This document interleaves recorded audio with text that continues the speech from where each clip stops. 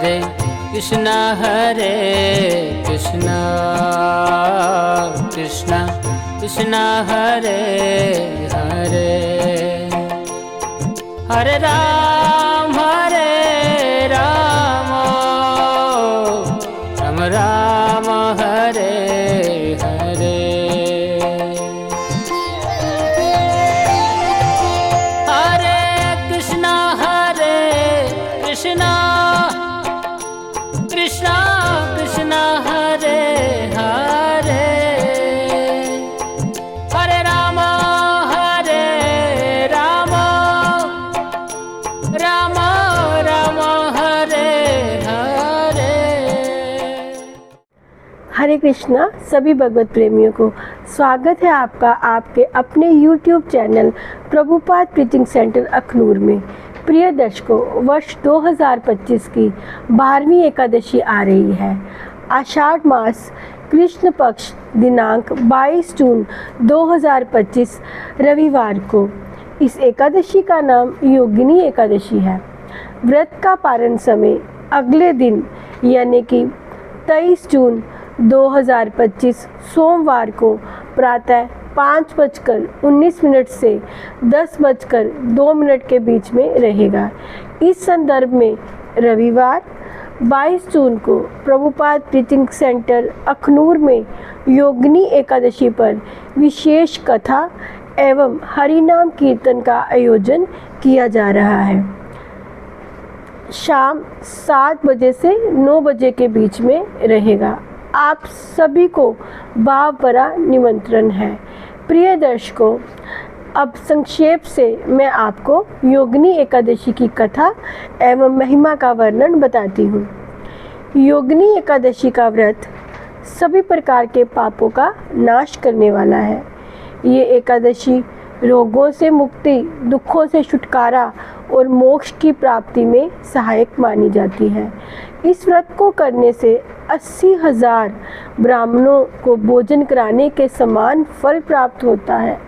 पद्म पुराण में वर्णित है कि ये एकादशी कुष्ठ रोग से मुक्ति दिलाने वाली है और पापों का नाश करने वाली है। योगिनी एकादशी व्रत कथा भगवान श्री कृष्ण ने युधिष्ठिर को ये कथा सुनाई थी। अलकापुरी के राजा कुबेर भगवान शिव के भक्त थे। उनके यहाँ एक हेममाली नामक माली था जो प्रतिदिन मानसरोवर से फूल लाकर भगवान शिव को अर्पित करता था। एक दिन हेममाली अपनी पत्नी के साथ रति सुख में लिप्त हो गया और पूजा के लिए समय पर फूल नहीं लाया। राजा कुबेर को ये जानकर क्रोध आया और उन्होंने उसे कुष्ठ रोग होने का श्राप दे दिया। वह एक घने डरावने जंगल में जागा जहाँ खाने पीने के लिए कुछ भी नहीं था। हेममाली जंगलों में रोगग्रस्त भटकता रहा। परिणाम स्वरूप वह दिन भर पीड़ा में बिताता था और रात को पीड़ा के कारण सो नहीं पाता था। एक दिन जो उसे महर्षि मार्कंडे मिले, जो तपस्वियों में सर्वश्रेष्ठ थे, जिनका जीवन काल ब्रह्मा के 7 दिनों के बराबर माना जाता है। उन्होंने उसके दुख का कारण जानकर उसे योगिनी एकादशी व्रत रखने की सलाह दी। हेममाली ने विधि पूर्वक व्रत किया और भगवान विष्णु की कृपा से उसका शरीर रोग मुक्त हो गया। वह फिर से सुंदर हो गया और अपनी पत्नी के साथ सुखपूर्वक जीवन यापन करने लगा। योगिनी एकादशी व्रत विधि। व्रत कैसे करें? दशमी तिथि की रात्रि में सात्विक भोजन करके सोएं। एकादशी को प्रातः स्नान करके व्रत का संकल्प लें। भगवान विष्णु की पूजा करें, तुलसी अर्पित करें, सहस्त्र नाम का जाप करें, श्रीमद् भगवद गीता, श्रीमद् भागवतम का पाठ करें। अधिक से अधिक हरे कृष्ण महामंत्र का जप करें। एकादशी व्रत की अवधि एकादशी के दिन सूर्य उदय से द्वादशी सूर्य उदय तक होती है। व्रत की अवधि में फलाहार का सेवन आप कर सकते हैं।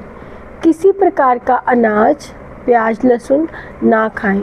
आप पानी का सेवन कर सकते हैं। रात्रि जागरण करें, भजन कीर्तन करें। अगले दिन द्वादशी को व्रत पारण करें। ब्राह्मण या गाय को भोजन कराकर स्वयं भोजन करें। मंदिर में दान अवश्य करें।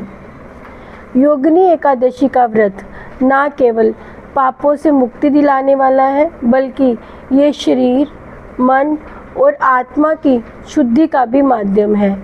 जो भी भक्त श्रद्धा और भक्ति से इस व्रत को करता है, उसे जीवन में स्वास्थ्य, सुख, समृद्धि और मोक्ष की प्राप्ति होती है। ये व्रत हमें संयम, भक्ति और आत्म नियंत्रण का मार्ग सिखाता है। योगिनी एकादशी का पालन करने से न केवल वर्तमान जीवन सुधरता है, बल्कि भविष्य जन्म भी कल्याणकारी बनता है। ये व्रत साधक के भीतर दिव्यता और सकारात्मक ऊर्जा का संचार करता है तथा उसे भगवान विष्णु की कृपा प्राप्त होती है। योगिनी एकादशी के महत्व का उल्लेख ब्रह्म वैव्रत पुराण में मिलता है। प्रभुपाद प्रीचिंग सेंटर अखनूर की ओर से आने वाली योगिनी एकादशी की आप सबको हार्दिक शुभकामनाएं। आपकी श्री कृष्ण भक्ति में अधिक से अधिक वृद्धि हो एवं आपका जीवन मंगलमय हो। कृपया हमारे YouTube channel Prabhupada preaching centre Akhnoor को लाइक, शेयर, सब्सक्राइब करें और कमेंट करना ना भूलें। हरे कृष्णा।